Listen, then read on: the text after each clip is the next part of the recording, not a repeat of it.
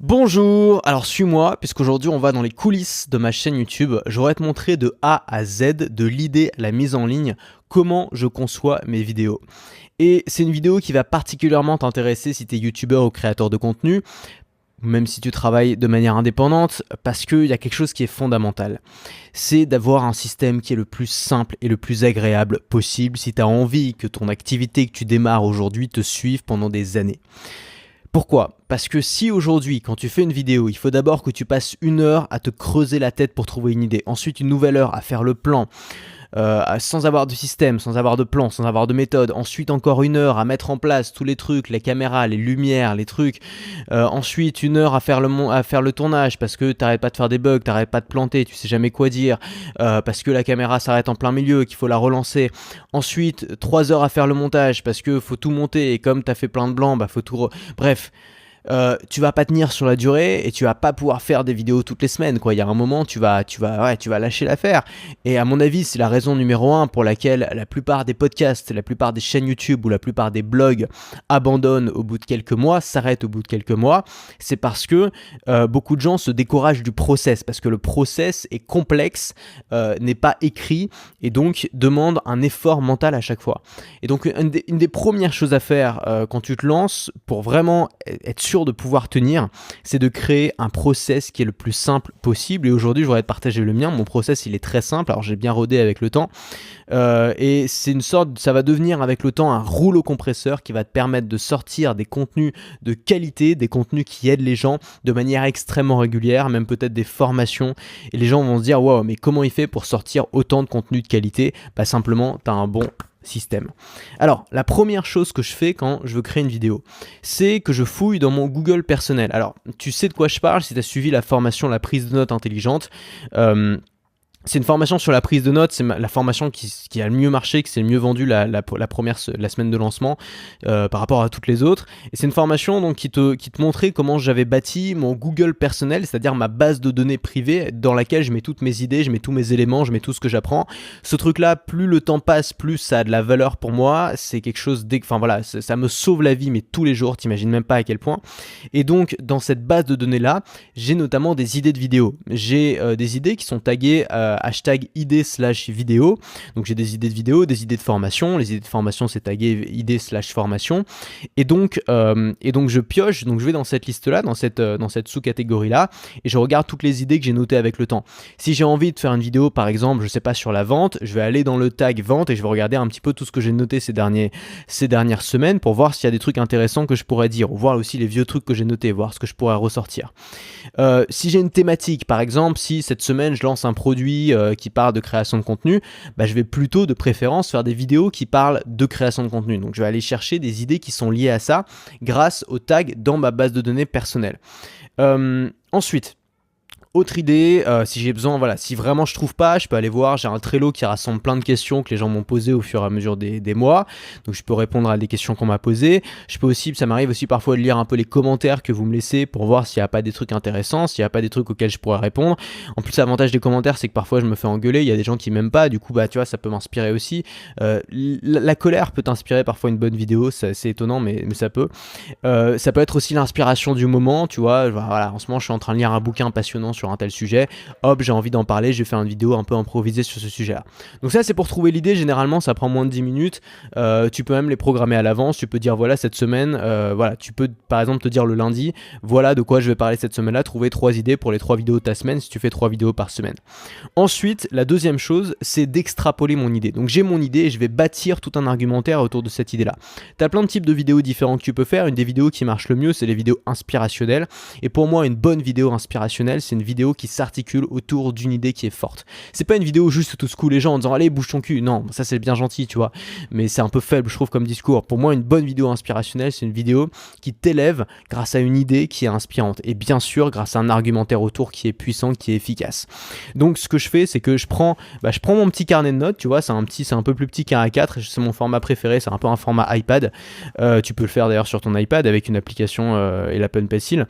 Mais voilà, je prends mon petit bloc-notes et je note mon idée en haut de ma feuille. Donc je sais pas encore le titre final, tu vois, je sais pas encore trop comment je vais faire, mais je note juste l'idée en haut de la feuille. Et puis je commence à extrapoler, je commence à trouver, alors tu sais, j'ai des éléments que je vais intégrer, d'ailleurs le plan d'action de la semaine il en parle, t'as un lien qui est en description, ça se termine ce soir, donc si tu veux en profiter, profites-en avant ce soir. C'est un plan d'action qui justement te montre toutes les étapes à suivre pour créer un argumentaire efficace, pour créer une vidéo qui scotche les gens du début jusqu'à la fin. C'est des choses que j'ai testées, que j'ai rodées pendant des centaines et des centaines de vidéos qui vraiment fonctionnent, enfin qui fonctionnent même extrêmement bien. Donc tu as le lien vers la vidéo qui te présente tout ça juste en dessous. Simplement, le tarif augmente ce soir, donc si ça t'intéresse, profites-en avant ce soir, c'est mieux. Voilà, donc j'utilise tous ces éléments-là, je pars parfois d'un plan, parfois je le fais un petit peu. Aujourd'hui, j'utilise moins de plans parce que les plans, je les ai un petit peu dans la tête, mais voilà, j'ai des éléments qui me reviennent, j'essaie de trouver des illustrations pour ce que je raconte, j'essaie si j'ai des conseils à donner, de les limiter, comme on l'a vu hier, en trois principales parties. Voilà, j'essaie de faire passer mon idée de la manière la plus simple possible, tout en essayant de faire le tour de l'idée et tout en essayant de la creuser.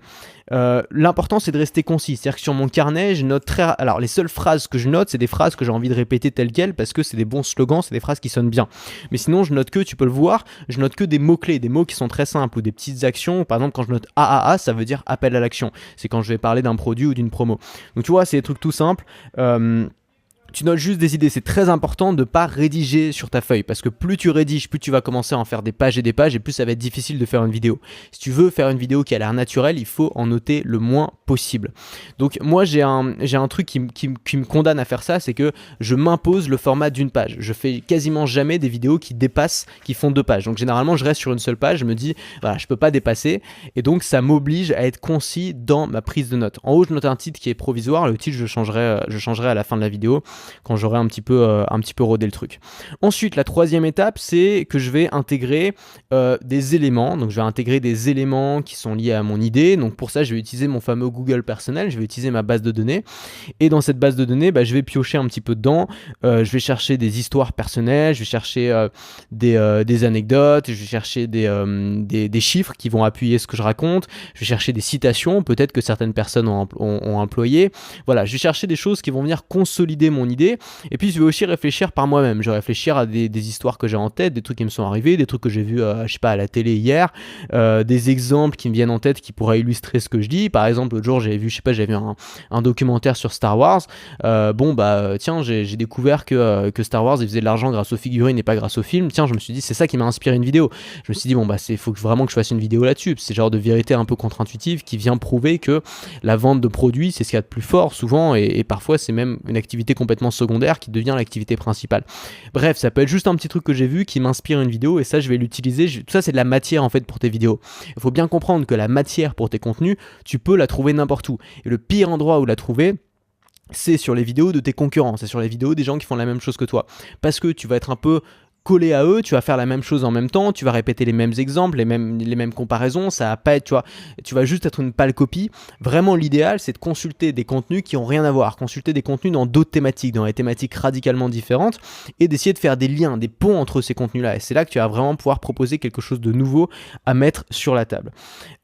Ensuite, j'utilise des mots-clés, des phrases chocs. Alors oui, ce que je note sur ma feuille, je note pas seulement les boulets, alors je note les principaux bullet points pour tenir le fil de la vidéo, mais je vais aussi noter des petits trucs que j'ai envie de me rappeler. Donc ça peut être par exemple des petits exemples, ça peut être des chiffres. Voilà, par exemple si j'ai un chiffre, une étude, machin, je vais le noter sur ma feuille parce que je vais pas le retenir sinon. Ça peut être une phrase choc, tu vois, il y a un slogan, quelque chose qui va être un peu fort, qui va peut-être être quelque chose que je vais répéter plusieurs fois dans la vidéo. Ça je vais le noter pour que tu vois les trucs qui sonnent bien, pour pouvoir m'en rappeler de la même manière et le dire dans la vidéo d'une manière, enfin tu vois, sans avoir à bafouiller, sans avoir à réfléchir. Ensuite, voilà, et tous les petits trucs à penser, par exemple, ah oui, ça c'est aussi un truc, si par exemple je me rends compte que je dis trop bas dans ma vidéo, je vais marquer bas et je vais l'entourer 3 fois, et comme ça je vais le voir et je vais éviter de le dire. Si je me rends compte que je suis trop, voilà, que je souris pas assez par exemple dans les vidéos, je vais mettre smile, tu vois, je vais mettre un bonhomme qui sourit, comme ça je vais y penser davantage. Si je me rends compte que je regarde pas assez la caméra, je vais mettre un gros objectif de caméra sur ma feuille. Bref, ta feuille, les gens la voient pas, donc utilise-la pour te mettre aussi des mémos techniques qui vont t'aider à être plus à l'aise en vidéo, comme on l'a vu dans la dernière vidéo qu'on a fait, enfin dans une vidéo qu'on a fait il y a pas longtemps sur comment être à l'aise en vidéo. Ensuite, Quatrième étape, le tournage. Alors moi, c'est pas compliqué le tournage. Je me filme avec mon iPhone qui est branché directement à ce micro, donc j'ai pas de synchro son à faire après. Ce micro, alors il y a un truc aussi que j'ai remarqué, c'est que moi je branche le micro à des écouteurs, donc je m'entends en même temps que je parle. Et j'ai remarqué que j'étais plus concentré et plus posé quand je m'entendais en même temps. Parce que tu sais, quand tu t'entends pas, t'as tendance à parler très fort. Tu vois, tu veux qu'on t'entende. Moi, j'ai tendance à parler un peu fort et je me rends compte parfois que ça peut être plus intéressant de parler de manière plus calme, parler plus douce comme ça. Et ça, j'arrive à le faire seulement si je m'entends, seulement si je peux avoir un retour en temps réel pour savoir si ça rend bien à l'oreille. Ça te permet aussi de t'isoler du son extérieur. Parce que comme tu t'entends moins le son extérieur, donc t'es plus concentré sur ce que tu dis. C'est un petit conseil que je peux donner si t'as besoin d'être davantage à l'aise. Donc j'ai mon micro qui est branché directement à mon iPhone. J'ai un pied derrière qui m'éclaire avec une lampe LED. J'ai le retour sur mon Mac avec une application qui s'appelle Reflector qui me permet de streamer l'écran de mon iPhone sur mon Mac. Donc je peux voir s'il n'y a pas de truc dans le champ, si c'est bien cadré, etc. Et donc j'ai ce petit truc. Alors ça, c'est le petit bouton magique. C'est un peu le bouton pour lancer les missiles nucléaires. C'est genre un truc, j'ai dû payer ça 90 centimes sur Amazon. Ça permet, attends, je te montre de plus près. Ça permet de déclencher l'enregistrement. En fait, c'est fait à la base pour les gens qui veulent prendre des photos à distance. Donc, ils vont mettre leur appareil photo, ils vont cliquer, ça va prendre une photo. Ça lance aussi la vidéo. Donc, ça me permet, souvent, moi j'ai du mal à faire l'intro de la vidéo, j'ai refait plusieurs fois. Donc, ça me permet de couper, de reprendre, de couper et de reprendre jusqu'à ce que j'y arrive. Et à la fin, de couper la vidéo tout seul. Donc, ça, c'est pas mal. Le petit bouton magique, ça coûte quasiment rien. Tu peux le trouver sur Amazon. Voilà, donc ça, c'est pour le tournage. Donc, tu vois, c'est assez simple. Et j'ai un objectif au tournage, c'est de faire le moins de montage possible. L'inconvénient avec la vidéo, c'est aussi l'avantage, bien sûr, c'est que tu peux couper tout ce que tu peux faire tout ce que tu veux au montage, et donc du coup, même une vidéo où t'es pas à l'aise, où tu bafouilles, où tu te plantes, où tu recommences 10 fois, ça peut être complètement transparent au montage grâce au principe des jump cuts. Donc tu vas couper tous les blancs et tu vas garder que les mots. Il y a des youtubeurs qui en font tellement qu'il n'y a pas une phrase, tu vois, qui est présente, qui est dite du début jusqu'à la fin sans pause. Moi, je suis contre ça parce que je pense que ça nous éloigne de l'essence de la création de contenu, qui est simplement de faire un argumentaire vocal. Donc moi, j'essaye vraiment de faire le moins de montage possible. Alors ça dépend des jours. Il y a des jours où j'ai du mal, où je fais beaucoup de montage. Il y a des jours où ça va, comme aujourd'hui, où je suis plus à l'aise, je fais moins de montage. Donc mon objectif, c'est de m'enregistrer comme si j'étais en direct. Donc tu te dis, je suis là, je suis en direct, je suis sur Facebook, je suis en Facebook Live, tu vois, j'ai pas intérêt à me gourer. Et c'est pas grave, en fait, si tu te goures, c'est pas grave, si tu fais des petites erreurs, des petites pauses, tu te reprends et en fait, ça fait quelque chose de plus naturel. Enfin moi, en tout cas, à écouter des créateurs de contenu, il y a beaucoup de créateurs de contenu qui font des vidéos avec énormément de jump cut. Moi, ça m'épuise. C'est pas naturel. Jamais tu parles avec quelqu'un qui parle comme ça sans jamais s'arrêter, sans jamais faire de pause. Non, c'est pas naturel. Donc je trouve ça épuisant et fatigant d'écouter des gens qui font des jump cuts tout le temps, et je préfère écouter des créateurs de contenu qui parlent de manière naturelle, même s'ils font des pauses, même s'ils font des petites erreurs, même s'ils toussent, même s'ils se raclent la gorge dans le micro, même s'ils vomissent. Non, ça je veux pas. Bref, tu vois, on tolère des trucs, et je pense que c'est une bonne manière de créer du contenu parce que ça t'entraîne pas seulement à faire des vidéos, ça t'entraîne aussi à parler sur une scène devant un public. Et ça, c'est cool. Voilà, donc ça c'est pour le tournage. Donc tu vois, c'est assez simple. À la fin de mon tournage, j'appuie sur mon bouton, je branche mon iPhone à mon Mac, je fais le montage rapidement sur Final Cut Pro X, et je trouve un titre et une miniature. Alors le titre, souvent, parfois je le trouve avant la vidéo, parfois après, ça dépend. Parfois je le trouve avant et après j'en trouve un mieux, donc je le remplace. Généralement je le trouve après, j'essaie de trouver un titre qui est optimisé pour le référencement. Pareil pour la miniature, j'ai déjà fait une vidéo où j'ai présenté plusieurs hacks justement sur le référencement YouTube pour améliorer un petit peu le taux de clic sur ces vidéos. Je t'invite à aller la voir si ça t'intéresse, on va pas en reparler aujourd'hui. Et je mets tout ça en ligne via une application qui s'appelle Auphonic. C'est un service en ligne qui permet d'améliorer d'abord le son. C'est un peu comme un petit studio d'enregistrement sur le cloud, tu vois. Donc tu uploads ta vidéo et j'upload ma vidéo sur Google Drive. Ensuite, je la processe sur Auphonic. Ça me permet d'ajouter les tags, la description, tout ça, et il va améliorer la qualité audio de la vidéo. Et ensuite, il va la poster à la fois sur YouTube, sur Facebook et en podcast sur SoundCloud en audio pour ceux qui préfèrent m'écouter en audio. Voilà, quelques petits conseils pour finir avant de te laisser dans la nature là. Alors vraiment, ne jamais rédiger. Ça, c'est vraiment la pire chose à faire, je pense. Tu vois, ma première vidéo, j'avais fait la totale. J'avais tout rédigé, je m'étais mis un prompteur. J'étais en train de lire un article de blog en vidéo. Enfin, c'était vraiment pas possible. Donc, ne jamais rédiger. Tu notes juste des points clés et ensuite t'improvises sur ces points clés. D'où l'intérêt de s'entraîner. Je te conseille de lire beaucoup.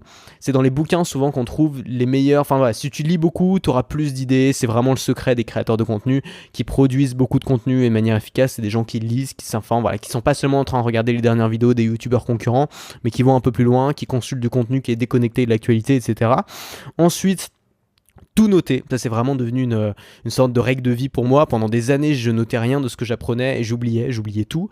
Et maintenant que j'ai ma base de données personnelle, je note absolument tout. Je me fais des petites notes. Dès que j'ai un petit concept intéressant, une idée intéressante, un exemple, une histoire, n'importe quoi, je me fais une petite note. Je note ça, ça m'aide énormément. Ça me fait vraiment de la matière pour mes vidéos. C'est extrêmement précieux. Ensuite, fouiller dans ces notes. C'est-à-dire que ça sert à rien de prendre des notes pour les laisser dans un placard. L'idée, c'est dès que tu fais une vidéo, t'as un thème. Par exemple, tiens, aujourd'hui, je vais parler de shampoing. Tu t'ouvres ton classeur de notes ou alors ton logiciel Evernote ou ce que tu veux ou Beer, t'ouvres ton classeur de notes et tu cherches tout ce qui est lié de près ou de loin au shampoing, et ça va te permettre de ressortir des trucs que tu avais oubliés et qui peuvent être totalement pertinents au moment où tu fais cette vidéo. Ensuite, vraiment, pour moi, la profondeur est plus importante que la largeur. Le but, c'est pas de parler d'un maximum de trucs, le but c'est de parler bien d'une chose. Tu vois, il vaut mieux choisir une idée, un concept simple, et en parler très bien pour que les gens en face de toi se disent wow, j'ai vraiment envie d'appliquer ça dans ma vie, plutôt que d'essayer d'en mettre un maximum, de rentrer un maximum dans la vidéo et que les gens oublient tout parce que juste t'as dit trop de trucs et ils peuvent pas assimiler tout ça, quoi. Mâche le travail aux gens. Même une idée simple peut mériter une vidéo de 10 minutes, de 20 minutes, d'une demi-heure. Si tu fais ça bien, ça peut même mériter plusieurs vidéos. Si tu trouves un autre, moi j'ai fait plein de vidéos sur le même sujet, mais simplement je trouve d'autres angles pour attaquer le sujet, et certaines personnes me disent moi je te suis depuis un an, et puis seulement au bout d'un an j'ai vraiment percuté le message de ton truc, et voilà, je passe à l'action, quoi. Voilà. Et puis bien sûr s'entraîner, quoi. Tu t'entraînes beaucoup, tu le fais, tu le refais. Enfin, tes premières vidéos sont forcément moins bien que tes 200e vidéos. C'est pour ça que moi au début je conseille vraiment de faire, si ce n'est une vidéo par jour, au moins 3 vidéos par semaine pour s'entraîner. Il vaut mieux faire 3 vidéos par semaine médiocres que d'essayer de faire une vidéo parfaite si c'est ta première vidéo, parce que ta vidéo elle sera pas parfaite si c'est la première. De toute façon, tu vas devoir faire tes armes, et voilà, je sais pas, moi j'ai que 23 ans, je m'en fous si aujourd'hui je fais une vidéo qui est pas parfaite. Peut-être qu'à 40 ans, si je continue à en faire tous les 3 fois par semaine, je serai meilleur. C'est ça moi qui m'importe, c'est d'être meilleur dans le futur plutôt qu'être parfait aujourd'hui. Voilà. Donc dernière chose, si on est jeudi, normalement la vidéo sort jeudi, donc si on est jeudi, tu as encore quelques heures pour profiter du plan d'action que je t'ai concocté. C'est un plan d'action qui parle de construire un discours captivant. Donc on se base sur un modèle qui est bien connu, qui est AIDA, attention, intérêt, désir, action, et dans ce modèle-là, on va ancrer des éléments qui vont être fondamentaux pour créer un discours qui va captiver les gens, pour créer un argumentaire persuasif. Donc je t'invite à voir la deuxième vidéo dans laquelle je te présente en détail ce plan d'action. C'est en dessous, simplement fais-le avant jeudi, puisque les conditions sont meilleures. On se retrouve tout de suite dans ce plan d'action et dans la deuxième vidéo. À tout de suite.